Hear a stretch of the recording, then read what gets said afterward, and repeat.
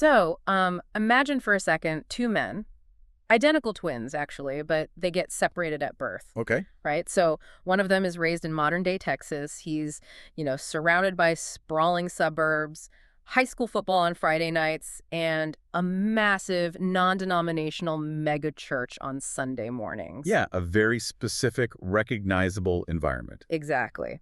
Now, the other twin is raised in, let's say, 18th century Yemen. Oh, wow. Okay, quite the shift. Right. Totally immersed in this ancient agrarian society. His entire life is governed by the rhythm of the 5 daily prayers, and he's reading entirely different sacred texts. Right. So, if you were to somehow sit these two men down at a table together and just ask them about the fundamental nature of the universe, like where we come from, how we should live, what happens when we die, their answers would be completely incompatible. Oh, absolutely. Night and day. But here's the thing. Both men would feel in the absolute deepest marrow of their bones that they possess the absolute unquestionable truth. And today, for you listening, we are taking a sociological scalpel to that deeply held certainty. We are looking at the actual machinery of human belief. Which is, arguably the most complex machinery in human existence. Because when you look at those two men, the instinct for a lot of people is to immediately jump into a theological debate. Right, like which twin is actually right. Exactly. Yeah. But that is precisely what we are not going to do today. Right, because that's theology's job, or, philosophy's. We are doing something entirely different in this deep dive. We are. Welcome, everyone. We are stepping completely outside of the debates over what is spiritually true or false, because our goal here isn't to judge the cosmic validity of a belief system. No, not at all. We are here to look at religion through a purely sociological lens. We want to explore how religion functions on the ground, basically. Yeah, like how it adapts to its environment and how it acts as this massive, invisible architecture shaping almost every single aspect of the human experience. And the foundational text guiding our exploration today is Religion in Sociological Perspective, 7th edition, by Keith A. Roberts and David Yaming. It's an incredible resource. It really is. I mean, this book is essentially a masterclass in the sociology of religion. It synthesizes decades of really rigorous scholarly conversation. It kind of pulls back the curtain, right? Exactly. It shows us how faith constructs our social realities and, in turn, how our social realities construct our faith. And, when approaching a topic this personal and, frankly, this volatile. Oh, yeah. People get very defensive. They do. So it helps to adopt the posture of the 17th century philosopher Baruch Spinoza. He argued that when observing human behavior, our goal is not to laugh, not to lament, not to curse, but to understand. Not to curse, but to understand. I just love that framework so much. It's crucial for this kind of work. But to actually understand how religion impacts society, we immediately hit this massive roadblock. A definition problem. Right. We have to figure out what we're actually looking at. Like, what is religion anyway? Which sounds like a ridiculously simple question. It does, because on the surface, you say the word religion, and my brain instantly conjures up an image of a cathedral or a priest or someone reading the Quran. It feels really obvious. But the text points out that in sociology, the deeper you look at that word, the fuzzier and more elusive it actually gets. Yeah, and this definitional dilemma is where the whole sociology of religion basically begins, right? It has to. Because how you define your subject dictates what you will even allow yourself to study in the first place. Oh, that makes sense. The literary theorist Kenneth Burke had this brilliant insight about this. He said, every way of seeing is also a way of not seeing. Meaning a definition isn't just a perfect mirror reflecting objective reality. Right. It's a tool. Okay, let's unpack this for a second. It's kind of like putting a lens on a camera, right? Well, if I attach a macro lens to my camera, I can take a photo of the incredibly intricate, beautiful details of, say, a communion wafer resting in someone's hands. Right. You get all the fine detail. Exactly. But that specific macro lens completely blinds me to the massive cultural, economic, and political landscape happening just outside the church doors. The lens literally forces me to ignore the environment to see the detail.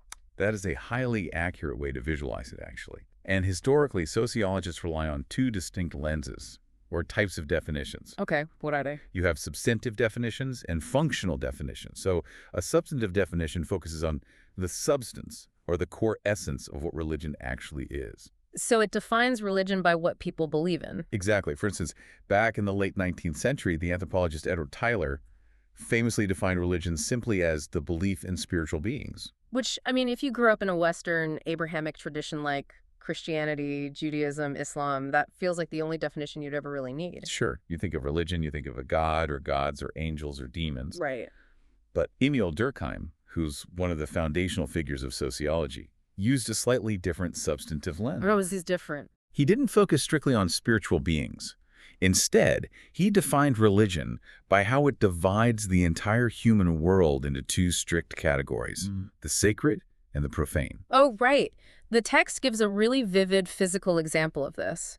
The act of removing your shoes before entering a mosque. Yes, that's a perfect illustration of Durkheim's concept. Like the street outside where people are just walking to work, selling goods, kicking up dust. That is the profane space, the mundane, everyday world. Right. But the carpet inside the mosque is holy ground. It is the sacred space. It's set apart, meant to evoke awe and reverence. Exactly. So taking off your shoes isn't just a matter of, like, keeping the floor clean.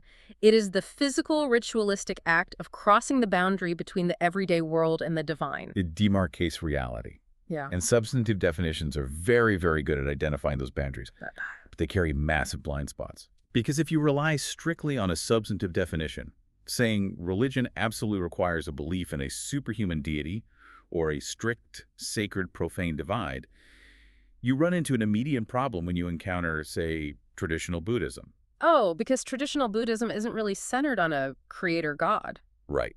Traditional Buddhist teachings focus heavily on the alleviation of suffering, the nature of the mind, ethics, and practices like meditation to achieve enlightenment. There isn't necessarily a superhuman deity pulling the strings of the universe in that specific framework. Exactly. So if we use a strict substantive lens, a sociologist would have to look at a community of Buddhist monks chanting and say, well, they don't believe in a creator god, so they aren't practicing a religion. Which completely betrays our common sense. Obviously, they are practicing a religion. Completely. Substantive definitions carry a really heavy Western bias. They sort of assume that cognitive belief in a deity is the engine of all faith. When in reality, in a lot of human cultures, religion is deeply experiential. It's about the ritual, the community, the emotion. Yes. As the text beautifully notes, in many parts of the world, religion is not so much thought out as it is danced out. Danced out. I love that. Yeah. So if the substantive lens is too narrow and just cuts out entire global traditions, we have to swap the lens. Right. We move to the functional definition. Okay, so if substantive is about what religion is, functional is about what religion does. The functional approach changes the game entirely. Scholars like Milton Yanger and the theologian Paul Tillich were the real pioneers here. What did they propose? Well, Tillich defined religion not as a belief in a ghost or a god, but as an ultimate concern. An ultimate concern. Yeah. Human beings face terrifying ultimate problems, right? Mm-hmm. We experience profound injustice, we suffer, and eventually we die. Pretty bleak, but true. A functional definition says that religion is whatever system of beliefs and practices a group of people uses to overcome that despair and find ultimate meaning in their existence. I mean, I see the appeal of that. It's incredibly inclusive. It covers the Buddhist monks, it covers the Christian at the altar, it covers indigenous animist traditions. It covers everyone. But I have to push back here for a second because this seems like an incredibly slippery slope. How so? Well, if we are defining religion purely by its function, as whatever system gives a person their ultimate meaning and helps them stave off existential dread, doesn't that open the door to literally anything? It pushes the door wide open. Like, what about a die-hard fan of a sports team? Okay. Someone whose entire weekly rhythm, social community, and emotional well-being revolves around whether their team wins or loses. Right? Or what about intense, fervent nationalism, where someone finds their ultimate meaning in the glory of their country? Or even a staunch, unyielding belief in the scientific method as the sole savior of humanity? You're touching on a massive debate in the field right now. Because if a functional definition just looks for a system of meaning, don't we have to classify capitalism, sports, and science as religions? And if everything is a religion, doesn't the word religion just lose all its analytical power? You've hit the exact critique that scholars level against the functional approach. If the definition is so broad that it includes secular political ideologies and economic systems, the term becomes practically useless for a researcher. Right. You can't study everything. Exactly. This tension between the narrowness of substantive definitions and the overly broad nature of functional definitions forced sociologists to look for new frameworks entirely. Which brings us to Clifford Geertz. The text highlights his symbolic definition, which feels like an attempt to find a middle path here. It is. Geertz focuses on symbols like a cross, a crescent moon, or even a specific style of dress. And he argues that these symbols work together to establish powerful, long-lasting moods and motivations in people. Right. They make a certain worldview feel like the absolute, unquestionable fabric of reality. So Geertz sort of shifted the focus to how religion acts as a cultural system. Yes. The symbols don't just sit there passively reflecting what people think. The symbols actively shape how people feel and how they behave. That makes a lot of sense. But even beyond Geertz, modern sociologists are realizing they have to look for religion hiding in plain sight. Thomas Luckman introduced this really cool concept of invisible religion. Invisible religion, like people worshiping secretly? Not exactly. He argued that in modern societies, people are constantly constructing their own highly privatized meaning systems. Oh, I see. So they might never set foot inside a traditional religious institution, but they have a deeply held personal philosophy of life, a unique blend of values, ethics, and cosmic hopes. And that personal philosophy functions exactly like a traditional religion does for an orthodox believer. Exactly. And Nancy Ammerman takes that a step further with what she calls lived religion. Lived religion, Yeah. meaning what? Looking at what people actually do every day. Exactly. She pushes sociologists to get out of the sanctuaries and look for the sacred in the mundane. Where are people actually finding transcendence? Maybe it's in their secular hobbies, or in their daily work, or in how they interact with nature. Right. And this definitional evolution perfectly mirrors the actual demographic reality we are seeing today. Oh, yeah. The text cites that Pew Research data tracking the rapid rise of the spiritual but not religious demographic in the United States. The numbers are staggering. Yeah. In just a 5-year span, from 2012 to 2017, that group jumped from 19% to 27% of the population. Wow, that's a huge jump. We are witnessing a massive cultural shift. People are eagerly shedding institutional labels. They don't want to be called a Baptist or a Catholic, but they're absolutely not abandoning the search for the sacred. They're just pursuing it through invisible or lived avenues. Yes. And, you know, this whole definitional debate, the struggle to even pin down what we were talking about, it completely upended the history of sociology itself. It really did. Because if we rewind the clock, the classical founders of sociology didn't have this nuanced view of invisible or lived religion, did they? Not at all. Yeah. When they looked at faith, they were absolutely convinced they were watching a dying animal. They were certain it was going extinct. They were. And to understand why brilliant minds like Karl Marx, Emil Durkheim, and Max Weber got it so wrong, you really have to look at the environment they were trying to make sense of. Right, because sociology wasn't born in a vacuum. Exactly. Mm-hmm. It emerged as a discipline during the violent, chaotic, unprecedented disruptions of the Industrial Revolution in the 18th and 19th centuries. The world was literally being turned upside down. I mean, for centuries, the vast majority of humans lived in these small, agrarian, tight-knit villages. Yes. In those villages, everyone went to the same parish, they observed the same holy days, and shared the exact same moral vocabulary. The church bell literally dictated the time of day. It was a completely unified worldview. And then, almost overnight, historically speaking, millions of people are uprooted and shoved into these massive, grimy, overcrowded cities dominated by the deafening noise of steam engines and factories. It was a total shock to the system. Yeah. And the founders of sociology looked at this massive social fracture and just assumed that modernity itself was inherently corrosive to faith. They thought science and factories would just kill religion. Pretty much, Marx viewed religion as an ideological illusion created by economic suffering. So he assumed that once society moved past capitalism and solved economic oppression, the need for the illusion of religion would naturally just evaporate. Exactly. And Weber believed that the rise of scientific rationality, bureaucratic organization, would lead to what he called the disenchantment of the world. Meaning the magic and the mystery would simply be replaced by the cold, calculating logic of the machine age? Right. And this assumption became the bedrock of the entire discipline. It's solidified into what we call the secularization paradigm. The idea being really simple. As science, technology, and industry go up, religious belief inevitably goes down. It's just a zero-sum game. And that paradigm ruled the sociology of religion well into the 20th century. It was heavily shaped by thinkers like Peter Berger. Oh, Berger. He introduced a concept that I think is absolutely vital for you, the listener, to grasp. The sacred canopy. Yes, the sacred canopy. This is one of the most compelling visual metaphors in the entire book. Can you just walk us through how the canopy works? Absolutely. So Berger started with a profound observation about human nature. Unlike other animals, humans are essentially born unfinished. Unfinished. Think about it. A horse is born with instincts that tell it exactly how to be a horse. Yeah. Humans don't have that kind of hardwiring. True, a human baby is pretty useless on its own. Right. We have to artificially construct our own social world, our norms, our laws, our moral codes, just to make life predictable and keep chaos at bay.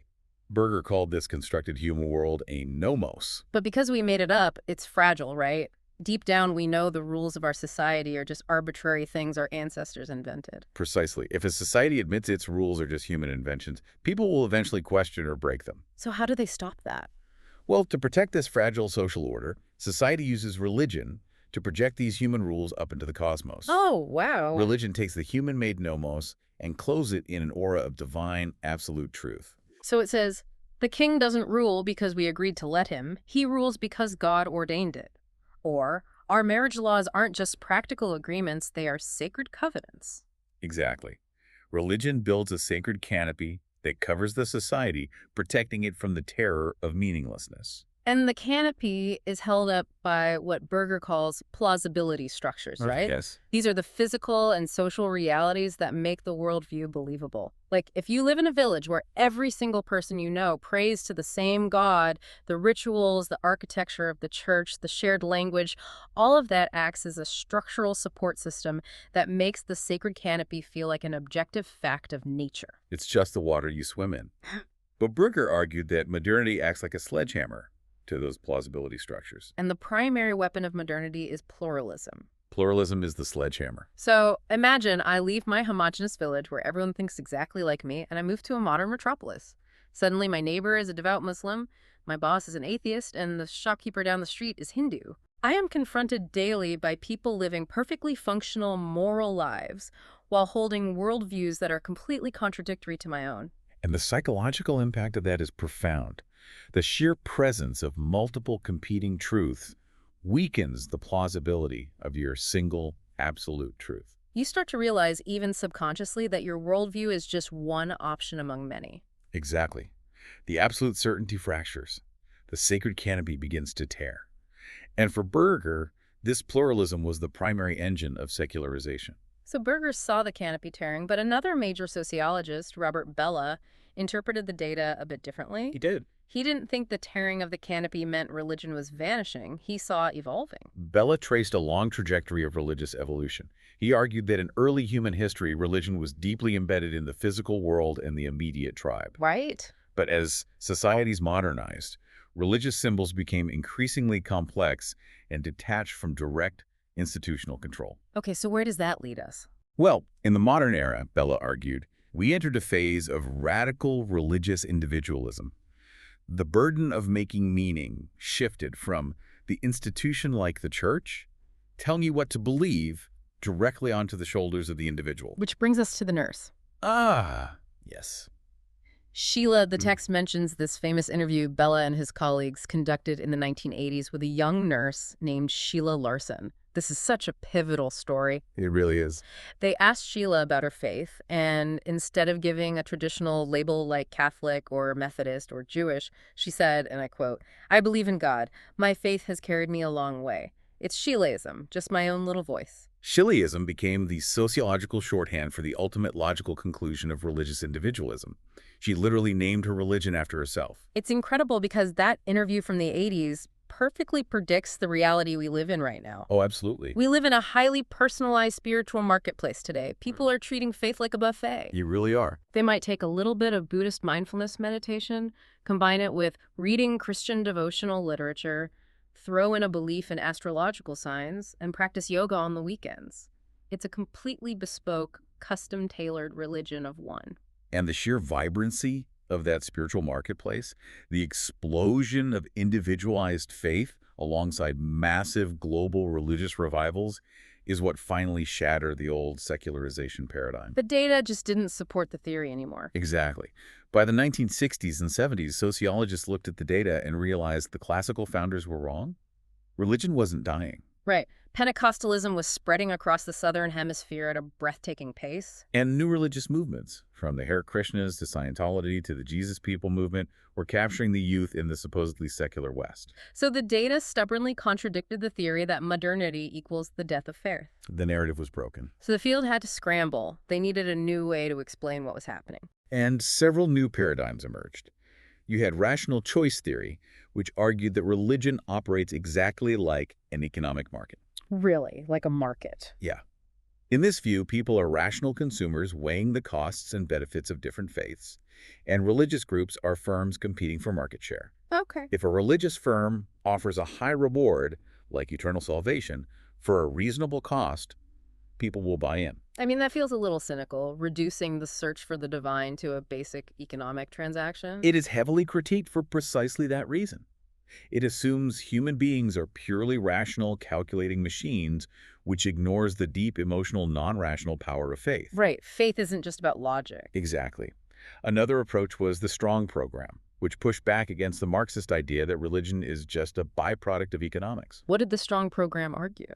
It argued that religion is an independent variable, Yeah. a primary, autonomous force that causes social change all on its own. Okay, that makes sense. But the theory that truly bridged the gap between the old assumptions and the new reality was Mark Chaves's concept of neo-secularization. Neo-secularization. This Okay. feels like the key that unlocks the modern puzzle. Chaves offered a brilliant reframing. He argued that the classical theorists weren't entirely wrong, they just misidentified the target. Okay, how so? Secularization, according to Chaves, is not about the decline of religious belief in the minds of individuals. People are still intensely spiritual. Right, the Sheilaism we just talked about. Exactly. Neo-secularization is actually about the declining scope of religious authority over other social institutions. Wait, let me make sure I'm fully grasping the mechanism here. Okay. So, 300 years ago, if a community built a hospital, the church ran it. Right. The head of the hospital was likely clergy. The medical decisions were deeply intertwined with theological doctrines about suffering, sin, and divine healing. Yes. The church had explicit authority over the institution of medicine. Exactly. Or consider education. Universities were founded to train clergy. Politics were legitimized by the divine right of kings. Religion had a massive scope of authority across all sectors of society. But today, under neo-secularization, that hospital might still bear a religious name, like St. Jude or Mount Sinai. Right. The doctors and nurses walking the halls might be deeply personally devout in their own lives. But the hospital itself is governed by secular medical science, modern administrative bureaucracy, and state regulations. Yeah. The church cannot dictate the surgical procedures. The authority of religion has been pushed out of the public institutions and compartmentalized into the private sphere of the individual. You've nailed it. Religion didn't disappear, it differentiated. Ah, differentiated. The classical founders saw this institutional differentiation happening and made a flawed assumption. They drew a straight line, assuming that because institutions were becoming secular, the internal beliefs of human beings would follow the exact same downward trajectory into atheism. They underestimated the incredible resilience, adaptability, and creativity of the human mind when it comes to meaning-making. It completely did. So if human belief is adapting and morphing into a million different personalized versions of Sheilaism, it begs an incredibly practical question. How do we study it? Exactly. How on earth do sociologists actually study this? If you can't just stand outside the village parish and count how many heads walk through the door on Sunday morning, how do you measure the invisible? This is where we shift from theory to methodology. How do you study the sacred? Using the scientific method. Right. The foundational rule, returning to Spinoza, is that sociologists study faith empirically. They gather observable data without ever rendering a verdict on the theological truth of what they are observing. And the text highlights that since the mid-20th century, the dominant tool in the sociological tool belt has been quantitative research. Numbers, statistics, massive surveys. Quantitative data is incredibly powerful for tracking macro-level trends. Scholars utilize massive, complex data sets. Like the ARDA, right? Yes, the Association of Religion Data Archives, which is this incredible open-access repository. By crunching survey data across millions of respondents, sociologists can track macro shifts. Like how many people are leaving the Catholic Church, or what the correlation is between income level and weekly attendance. Exactly. Are younger demographics identifying differently than their parents? That kind of thing. But anyone who has ever taken a survey knows the inherent flaw in this, right? Certainly. Think about it. You get a survey and it asks for your religious affiliation. You have to check a box. Right. Maybe you check Methodist because your parents were Methodist, but you haven't been inside a church in 10 years. Or maybe you check agnostic, but every morning you wake up, read a Buddhist text, and spend 30 minutes in intense, reverent meditation. Exactly. That single check mark is brutally reductive. It takes the incredibly rich, complex, messy human experience of faith and flattens it into a single cell on a spreadsheet. That flattening is the perpetual danger of relying solely on quantitative data. Numbers are essential. They show us the what and the how many. But statistics are terrible at explaining the why and the how. Right, they lack context. Exactly. So to understand the texture of lived religion, sociologists must employ qualitative methods. They have to get up from the computer, leave the university, and actually talk to people. Precisely. Qualitative research is about depth. It relies heavily on in-depth interviewing. This isn't a multiple-choice survey. It's sitting down with someone for hours, asking open-ended questions, and listening to how they narrate their own spiritual biography. Like, how do they describe an experience with the divine? Why did they leave their childhood faith? Right. And beyond interviews, there is participant observation. Oh, this sounds both fascinating and exhausting. It is. The sociologist actually goes into the field. They sit in the pews during the megachurch service. They attend the Wiccan ritual in the forest. They observe the community potluck. They immerse themselves in the environment to see how the religion operates in real time. Yes.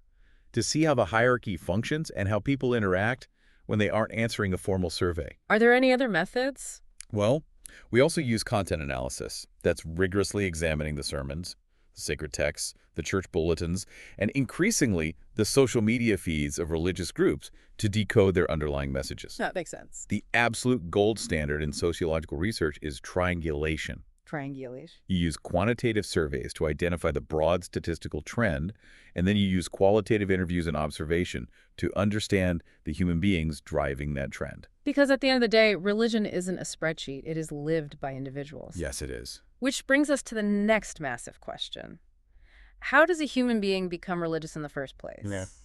If we aren't born with a specific theological operating system pre-installed, where does it actually come from? It comes from our environment.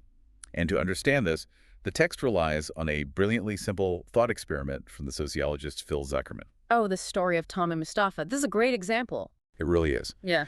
Zuckerman asks us to imagine a man named Tom. Tom lives in the American Midwest. He's a devout conservative Christian. Okay. He reads his Bible daily, believes Jesus is the Son of God, and feels a deep personal connection to the Holy Spirit. Right. Now, Zuckerman says, imagine if the exact same biological entity, the exact same DNA, the exact same brain chemistry had been born as Mustafa in Riyadh, Saudi Arabia. Mustafa obviously wouldn't be attending a Methodist church in Riyadh. No. He would almost certainly be a devout, practicing Muslim, reading the Quran, and finding profound spiritual meaning in the fasting month of Ramadan. Or if that same biological person were born into an indigenous tribe in the Amazon basin 500 years ago, they would hold an animistic worldview. The inescapable sociological conclusion here is that our specific religious identity is not an innate biological trait. It is heavily determined by religious socialization. Yes. It is an intricate process of cultural transmission. We learn how to be religious from our parents, our peers, our schools, and our broader society. The text actually uses a phrase that I think might make some devout listeners a little uncomfortable. It suggests that religious engagement is, to a large extent, an accident of birth. Sociologically speaking, the primary predictor of what religion you will practice is the geographic and familial coordinates of your birth. How does that actually work mechanically? Social learning theory explains the mechanism here. We are deeply social creatures. We learn behaviors, values, and worldviews through observation, imitation, and continuous reinforcement from those we depend on for survival and love. Right, so a child observes their parents bowing their heads in prayer before a meal. Exactly. The child mimics the behavior, the parent smiles and offers approval, and the behavior is reinforced. Over years, these reinforced behaviors internalize into deeply held beliefs. Okay, I understand the incredible power of socialization, but if religion is truly just an accident of birth, dictated by our parents and our zip code, how do you explain the massive wave of people who completely walk away from the faith of their childhood? That's a great point. Or what about the person raised in a completely secular, atheist home who suddenly converts to devout Orthodox Judaism in their 20s. If we lean too hard on socialization, aren't we just erasing individual free will? We turn humans into mindless cultural sponges. That is a crucial pushback. And sociologists are very careful to warn against an over-socialized view of humanity. Okay, so socialization isn't destiny. No, it sets the baseline. It provides the initial vocabulary. But socialization is not a straitjacket. Human beings possess agency. Right. As we move through the life course, transitioning from childhood to adolescence, moving away for college, entering the workforce, experiencing trauma or loss, our social environments change drastically. We encounter new peers with different worldviews. Exactly. We face life crises that our childhood faith might fail to adequately explain. And this friction sparks religious change. So religiosity isn't a static trait you just inherit like eye color. It is active. Highly active. But how do you measure how active it is? How do sociologists quantify what it actually means to be a religious individual? To capture the multidimensional nature of individual faith, sociologists break it down into what they call the 4 Bs. Let's walk through these because they perfectly illustrate how complex faith actually is. Let's do it. The first B is belonging. Belonging represents the sociological and communal dimension. Asks, do you identify as a member of a group? Do you feel a sense of affiliation and kinship with a specific tradition or community? So you can have a strong sense of belonging to the Jewish community, for instance, based on culture and shared history, even if you don't necessarily hold Orthodox theological belief. Exactly, which perfectly cues up the second B, believing. Believing is the cognitive dimension. Yes, this is the realm of theology and worldview. Do you believe in a personal God? Do you believe in reincarnation?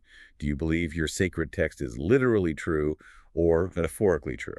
Then we get to the third B, which is behaving. And this is where things get really fascinating because the text highlights how different global traditions place wildly different values on believing versus behaving. Yes, the behavioral dimension tracks practices. Do you attend weekly services? Do you pray daily? Do you tithe? Do you keep a kosher diet? And you're right, the emphasis varies dramatically across faiths. Completely. In American Protestantism, particularly evangelicalism, there's a massive historical emphasis on orthodoxy, which literally means right belief. So the primary marker of a good Christian is having the correct theological understanding and a personal internal faith in Jesus. Right. But the text contrasts this heavily with Islam and Judaism. Yeah, in many traditions of Islam and Judaism, the heavier emphasis is actually on orthopraxy, right practice. Exactly. The text offers a really powerful observation of Muslims praying in public spaces, perhaps laying down a prayer rug on a city sidewalk. Right. The physical bodily act of submitting and praying 5 times a day, facing Mecca, is the paramount indicator of faithfulness. The behavior itself creates the religious reality, regardless of whether the individual is experiencing profound internal theological clarity at that exact moment. Spot on. And finally, the 4th B is becoming. Becoming is the temporal dimension, right? Yes. It acknowledges that the other 3 Bs, belonging, believing, behaving, are never static.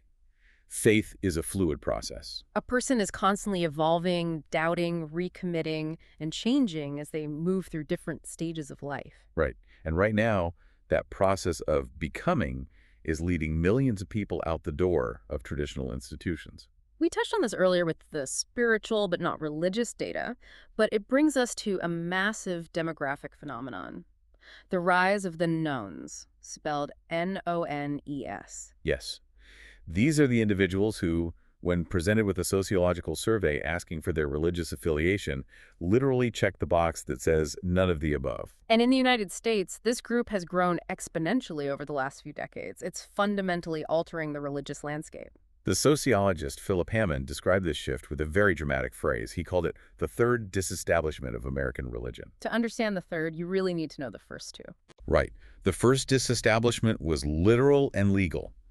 The drafting of the First Amendment, which dismantled state-sponsored churches and created a free market of religion. Okay, and the second? The second disestablishment happened in the late 19th and 20th centuries when massive waves of Catholic and Jewish immigrants permanently broke the cultural dominance of mainline Protestantism. And the third disestablishment. That's happening right now. Yes. The third disestablishment is the widespread internal detachment of individuals from the historic religious traditions of their parents and grandparents. Hammond attributes this massive untethering to structural social changes, right? We live in an era of unprecedented mobility. We do. Walk us through those mobility factors, because it shows how everyday life actually changes our faith. Okay, well, first, there is geographic mobility. In the past, you lived and died in the same town as your parents and grandparents, attending the same church. Right. Today, people constantly uproot for jobs or education, completely severing the physical ties to their home congregations. Second is social mobility. As more people pursue higher education, they are exposed to diverse worldviews, which, as Berger pointed out earlier with his canopy, weakens the absolute certainty of their inherited faith. And finally, familial mobility. The rise of divorce, delayed marriage, and blended families disrupts the traditional pathways through which religious socialization is passed from one generation to the next. So the modern world is essentially a centrifuge, spinning people out of their traditional religious orbits. We are becoming a society of highly individualized spiritual free agents. But here is the sociological catch. Human beings are still fundamentally pack animals. We desperately crave community, shared ritual, and a sense of belonging. Exactly. So how do all these highly individualized free agents organize themselves?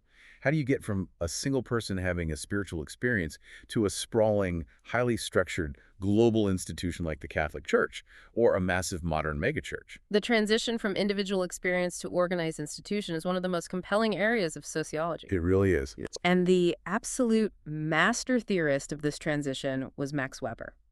He introduced a concept that explains how new religions are born: charisma. Now, we need to clarify this because when we use the word charisma today, we usually mean someone is really charming, or they give a good presentation at a board meeting, or they're a fun date. Right, that is definitely not what Weber meant. Not at all.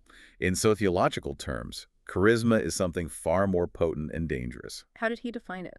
Weber defined charisma as a quality of an individual personality by which they are set apart from ordinary people and treated as endowed with supernatural, superhuman, or at least specifically exceptional powers or qualities. He pointed out a reality that makes a lot of established religious people very uncomfortable. Almost every major world religion basically starts as a cult. Sociologists use the term new religious movements rather than cult due to the pejorative baggage of the word. Right, of course. But structurally, Weber's point remains. The historical Jesus, the Buddha, Mohammed, Joseph Smith, these figures did not emerge as bureaucratic administrators. They emerged as radical, charismatic prophets. They possessed an intense magnetic spiritual authority that compelled followers to abandon the established, traditional religious institutions of their day and follow a new, unproven path. Yes, charisma is inherently revolutionary. But charisma has a fatal flaw, doesn't it? It is entirely tethered to the physical biology of the leader, which means eventually the leader dies. And the death of the charismatic founder triggers an existential crisis for the movement. Because while the founder's alive, they are the authority. They settle disputes, they dictate the rules, they channel the divine. Exactly. So when they die, chaos threatens to destroy the group. If the movement is going to survive beyond the first generation, it has to perform a nearly impossible magic trick. Weber called it the routinization of charisma. Routinization. They have to capture lightning in a bottle and turn it into a battery. That is a perfect metaphor. The raw, volatile, personal charisma of the founder must be transferred into stable, predictable, impersonal institutional structures. So the fiery, spontaneous sermons of the prophet have to be written down, edited, and canonized into a sacred, unchangeable text. Right. The spontaneous healings are replaced by formalized, predictable rituals performed at 10:00 a.m. every single Sunday. The radical founder is replaced by a hierarchy of administrators, priests, and committees. And if the group fails to routinize, it fractures and disappears into history. If it succeeds, it institutionalizes. What's the life cycle of that? Well, the sociological life cycle of a religious group typically moves from a new religious movement into a sect, which is slightly more organized but still high tension with the surrounding society, and eventually evolves into a denomination or a church. A fully established, wealthy, respectable organization that exists in comfortable harmony with the broader culture. Exactly. But the text points out that this institutional peace never lasts. As these organizations grow larger and wealthier, they inevitably splinter. They break apart. We call these splits schisms. And this is where the text introduces a concept from the theologian H. Richard Niebuhr that absolutely blew my mind. Niebuhr's theory of denominationalism completely flips our common-sense understanding of religious history. Right, because if you look at the history of Christianity, for example, there are thousands of different denominations. Methodists, Baptists, Presbyterians, Pentecostals. And the standard assumption is that these groups split apart because of deep theological disagreements. Like, one group believed baptism should happen to infants. The other group believed it should only happen to adults. They couldn't agree on the theology, so they split. But Niebuhr proposed a radical counter-narrative. He argued that schisms are rarely just about theology. Really? In fact, theology is often just the ideological cover story. The real driver of religious division is social stratification, differences in economic class, race, and geography. Can you explain the mechanism of how class actually causes a church to split? Sure. Think about the life cycle we just discussed. A sect eventually grows into an established denomination. Yeah. As it becomes respectable, its members often become wealthier and more highly educated. Okay. The church builds a massive, beautiful building. The worship service becomes highly structured, quiet, and formal. The pastor holds a PhD and preaches intellectual sermons. Right. But what happens to the working class people, or the poor, who are still in that church? They probably feel completely alienated. The formal worship doesn't speak to the raw reality of their daily struggles. They might feel judged by the wealthy members. Precisely. Niebuhr argued that different social classes naturally develop different psychological needs and theological outlooks based on their lived realities. Okay. The marginalized group within the church feels the institution has lost its original fiery spirit. So they break away. They form a new sect. Oh, I see. This new group usually features highly emotional, spontaneous worship and a theology that emphasizes immediate divine intervention and perhaps the imminent end of the world. Which is a comforting thought if your current worldly life is full of suffering. Exactly. The schism wasn't caused by a debate over a Greek word in the Bible. It was caused by the socio-economic friction of inequality. Theology basically becomes the vocabulary used to justify economic self-interest. That is a massive paradigm shift. It really is. And speaking of how religious groups adapt to their social environment, the text brings up Stephen Warner's concept of de facto congregationalism. This is another fascinating look at how the environment shapes the religion. Warner observed a very specific phenomenon in the United States. He noticed that regardless of a religion's historical global structure, when it establishes itself in America, it undergoes a structural mutation. Whether it's a hierarchical Catholic church answering to Rome, a Sunni Muslim mosque, or a Hindu temple. They all tend to adopt the dominant local organizational blueprint, the congregation. Sociologists call this institutional isomorphism, right? Yes. It's when organizations within a specific environment start copying the successful traits of other organizations just to survive. So in America, the successful religious model is the voluntary, self-funded, community-focused congregation. Right. It's a building where people gather not just for worship, but for Sunday school, youth group pizza parties, marital counseling, and networking. Exactly. Even traditions that historically focused on individual temple rituals or strict hierarchical control find themselves hiring youth pastors, organizing bake sales, and operating with a board of lay directors. They adapt to the congregational model because that is what the American cultural and legal environment expects and rewards. It's the drive-through analogy. Yes. If I want to open a fast food restaurant in America, it genuinely does not matter if I am selling hamburgers, tacos, or fried chicken. If I want to survive in this specific market, I'm eventually going to build a drive-through window. The environment dictates the structure, regardless of the content. Exactly. But if religious organizations are that porous, if they so deeply absorb the structures of their social environment, that means they must also absorb and reflect the inequalities, the prejudices, and the hierarchies of that environment. They absolutely do. Religion does not exist in a pristine, holy vacuum. It is deeply entangled with social stratification. Right. Religion acts as both a dependent variable and an independent variable in the realms of class, race, gender, and sexuality. Now, I want to make sure I state this very clearly for you listening. As we discuss how religion intersects with these incredibly sensitive topics, economics, gender, sexuality. We are just objectively reporting the sociological findings from the source text. Yes. We are not endorsing any political side here, left or right. We are just looking at the data. Exactly. We are observing the mechanism. So, meaning, your social position influences what kind of religion you practice, but the religion you practice also actively shapes your social and economic trajectory. Let's start with economics. Good place to start. We mentioned Max Weber earlier, but we need to dive into his most famous work, The Protestant Ethic and the Spirit of Capitalism. Weber presented a masterclass on religion as an independent variable, how an abstract theological idea literally changed the global economy. He looked at early Calvinist Protestantism. The Calvinists held a terrifying theological doctrine: double predestination. Oh, this is intense. It is. They believed that before the world was created, God had already decided exactly who was going to heaven and who was going to hell, and nothing you did could change it. That is psychologically torturous. If I genuinely believe that, I'm going to be obsessively looking for some sign, some clue that I am one of the chosen ones. Exactly. And the Calvinist pastors, dealing with the extreme anxiety of their congregations, essentially said, while we can't know for sure, people who are chosen by God tend to live disciplined, hardworking, moral lives. Oh, wow. So that created an immense psychological pressure. Yes. Calvinists threw themselves into their work with absolute religious fervor. It was a holy calling. But importantly, their religion also demanded strict frugality. They weren't allowed to spend their earnings on luxury, gambling, or lavish entertainment. Right, so they are working incredibly hard, generating massive amounts of profit, but their religion forbids them from spending it on fun. So what do they do with the money? They reinvest it into their businesses, they build more factories, buy more equipment, hire more workers. Exactly. Weber argued that this specific theological cocktail, the Protestant work ethic combined with ascetic frugality, inadvertently provided the massive capital accumulation and psychological fuel that launched modern capitalism. And we actually see an evolution of that exact dynamic today with the prosperity gospel. We do. The prosperity gospel is wildly popular in many global Pentecostal movements and American megachurches.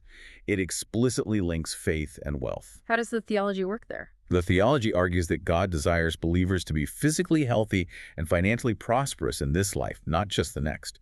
Furthermore, it posits that faith, often demonstrated through positive speech and financial donations to the church, will actively trigger those divine financial blessings. Sociologists debate how much this theology actually pulls people out of poverty versus simply providing a psychological coping mechanism. But the intertwining of faith and wealth is totally undeniable. But beyond these grand theologies, the text breaks down the very practical mechanisms of how religion affects wealth today. They identify three mediating variables: education, family formation, and social networks. Let's trace those mechanisms. First, education. Certain religious groups, particularly mainline Protestants and Jewish communities, place a heavy cultural and theological emphasis on advanced education. Right. This cultural value directly pushes their youth toward higher degrees, which mathematically translates to higher lifetime earnings. Second is family formation, which is really fascinating. Religious traditions often heavily promote marriage and severely stigmatize or discourage divorce.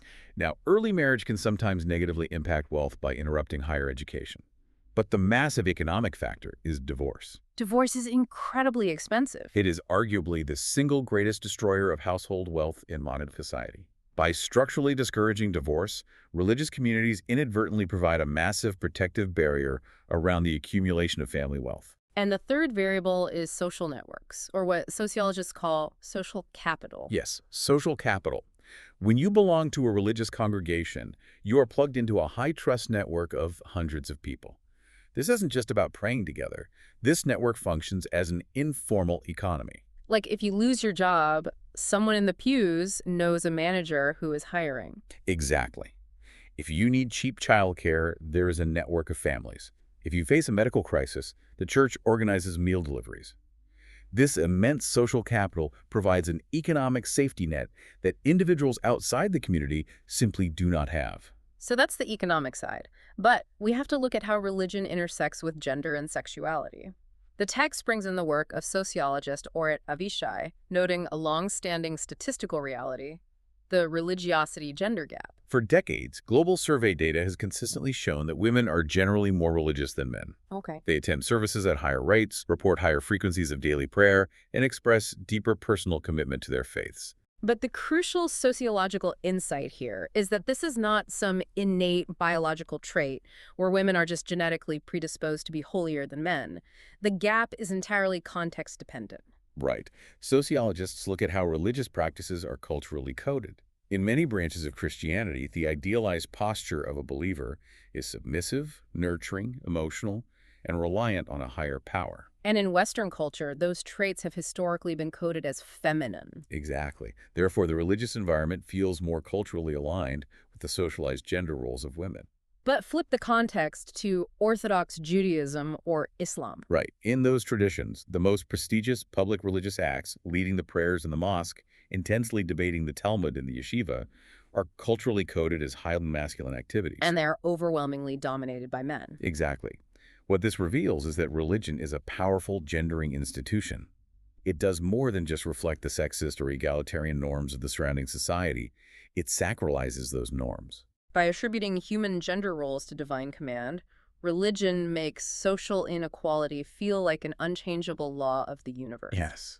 And we are watching the friction of this play out in real time regarding sexuality. Major denominations are practically tearing themselves apart, experiencing massive schisms over the inclusion of LGBTQIA+ individuals, the morality of same-sex marriage, and the ordination of queer clergy. Again, we're just looking at the sociological data here, not taking a stance on the theology. Right.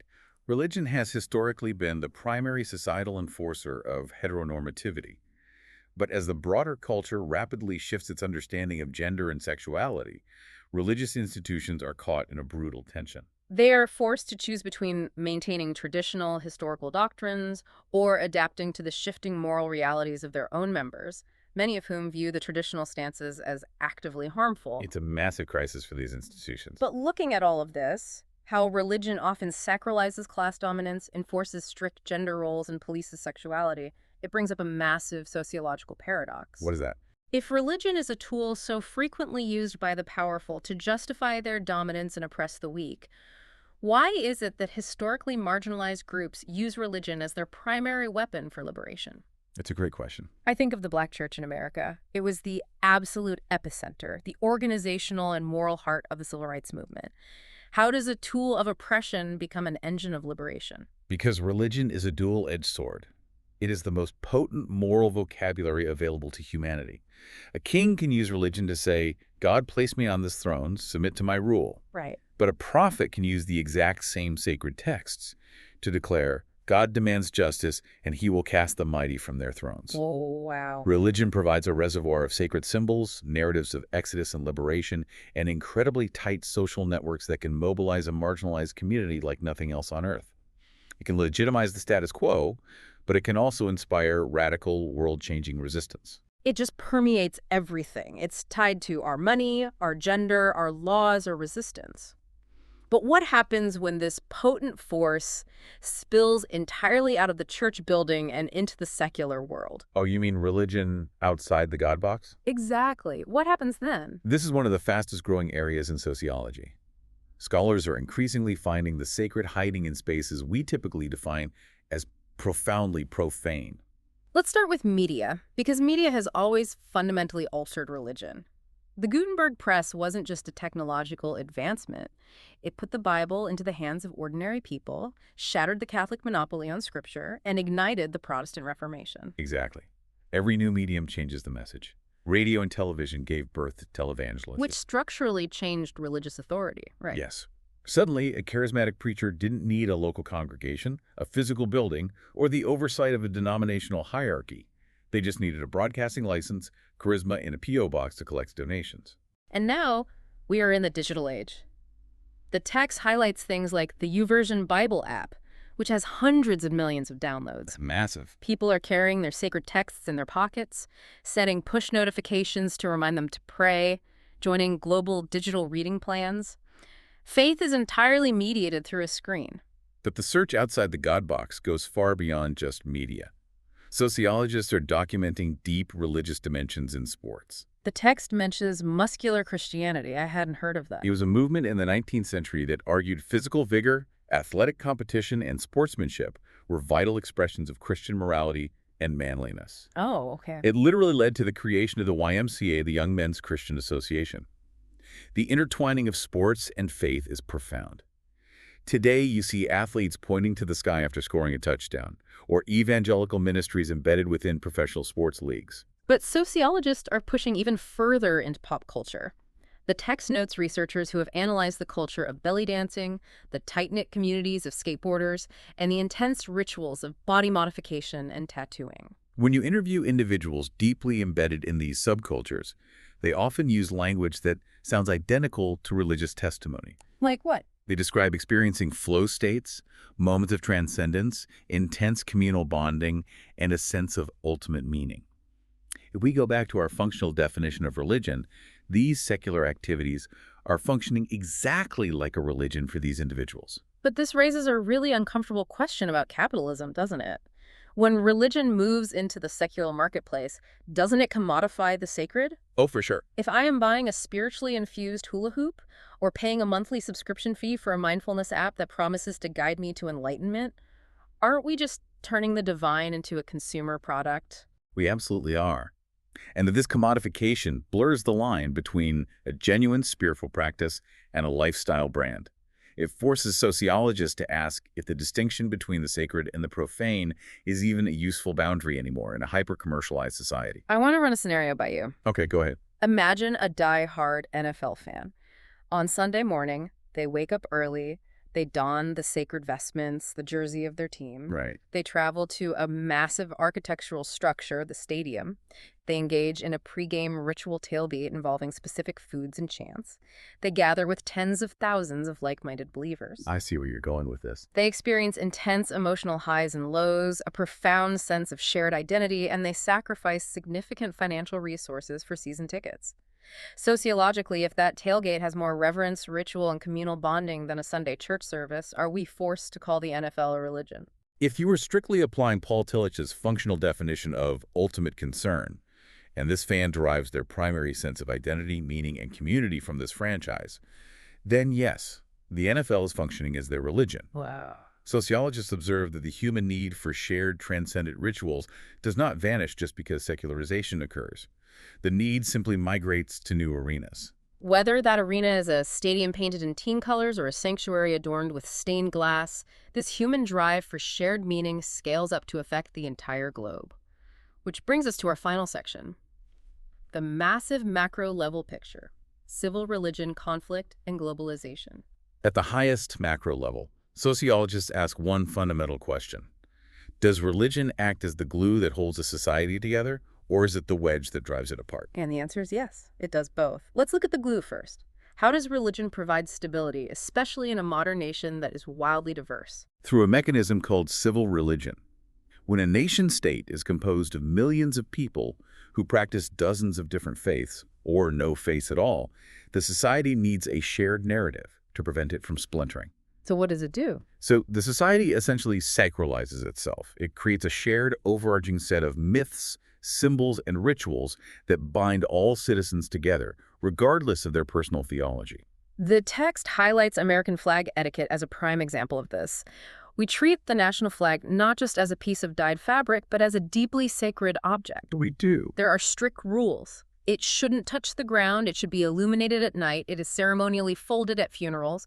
We possess sacred national texts like the Declaration of Independence and the Constitution, which are kept under glass and treated with reverence. We have national saints and martyrs, Washington, Lincoln, Martin Luther King Jr. We observe high holy days, the 4th of July, Memorial Day, Thanksgiving.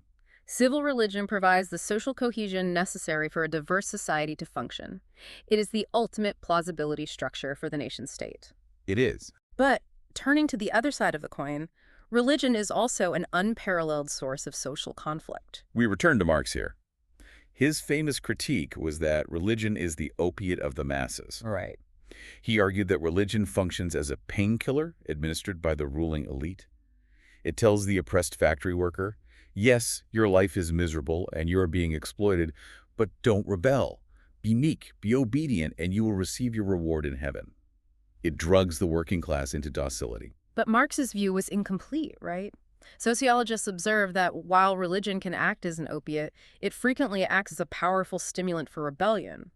Again, just to remind you listening, we are strictly observing these conflicts sociologically, maintaining total political neutrality on any protests mentioned. Exactly. The text gives incredible historical examples of this stimulant effect. In the 1960s, you had the Berrigan brothers. Who were they? There were Catholic priests who break into government draft board offices and literally poured human blood over draft files to protest the Vietnam War. Their civil disobedience wasn't driven by secular political theory. It was driven entirely by their radical interpretation of the gospel.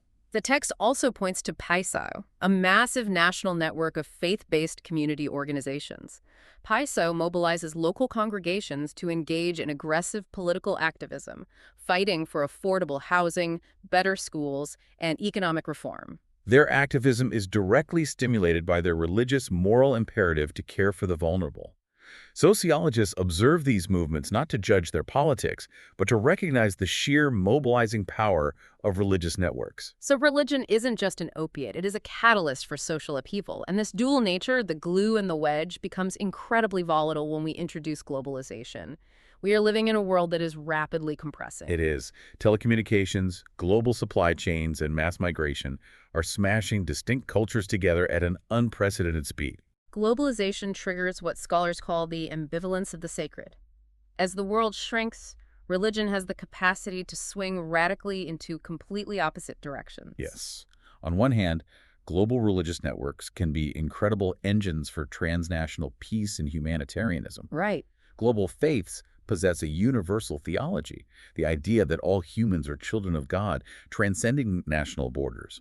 This motivates massive international charities, disaster relief efforts, and global advocacy for human rights. But the ambivalence swings the other way, too. When traditional, localized religious groups feel the immense pressure of globalization, when they feel their sacred canopy is being aggressively ripped away by secular Western capitalism, pluralism, and rapid cultural shifts, they experience profound existential threat.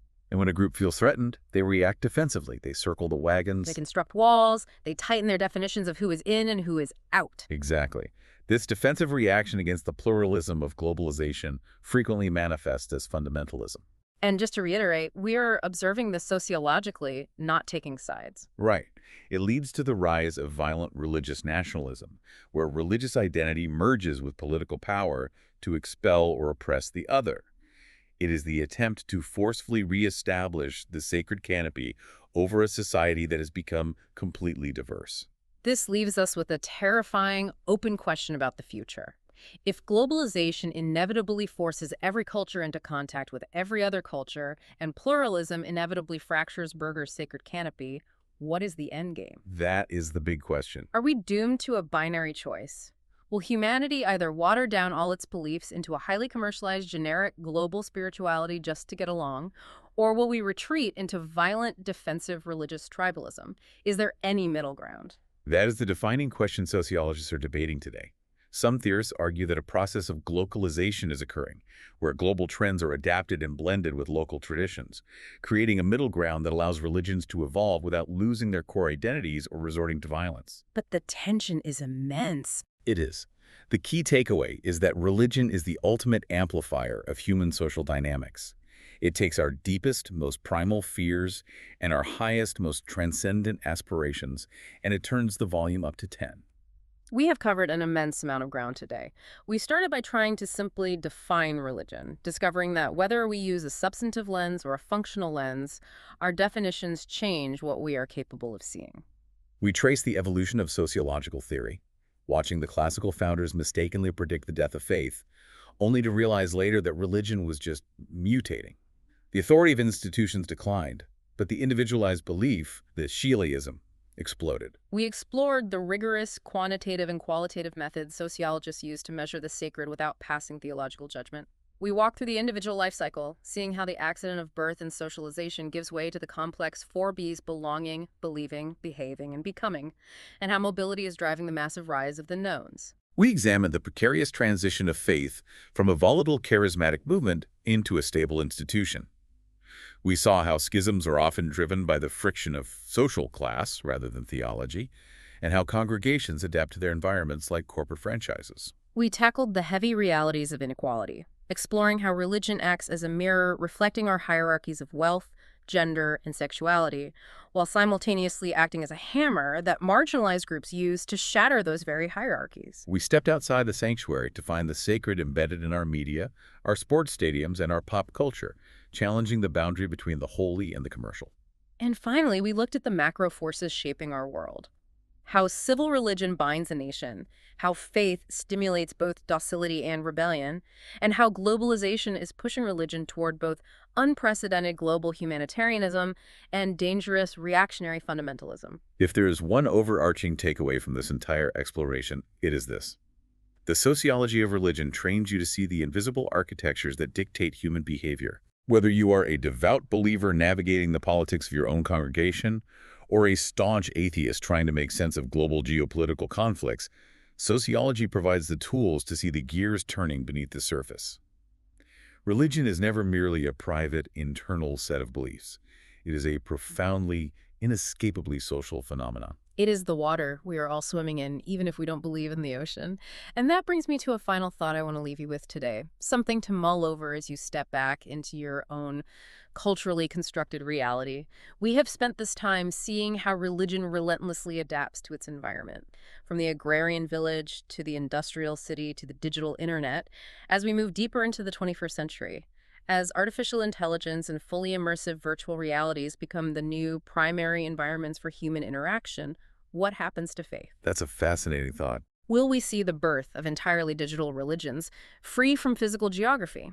If a community of avatars, mediated entirely by code, finds their ultimate concern and experiences genuine transcendence inside a virtual world, will the sociologists of the future have to tear up the textbooks and expand the definition of religion all over again? The human drive to construct a sacred canopy against the chaos of existence is relentless. It won't disappear just because the canopy is made of pixels instead of stone. The sociology of religion will have to follow the humans wherever they build their next reality. So the next time you look at a deeply held human belief, yours or someone else's, remember that the simple binary answers rarely apply. The lines are not clean. The landscape of faith and society is incredibly complex, it is beautifully messy, and it is endlessly human. Thank you for joining us on this deep dive.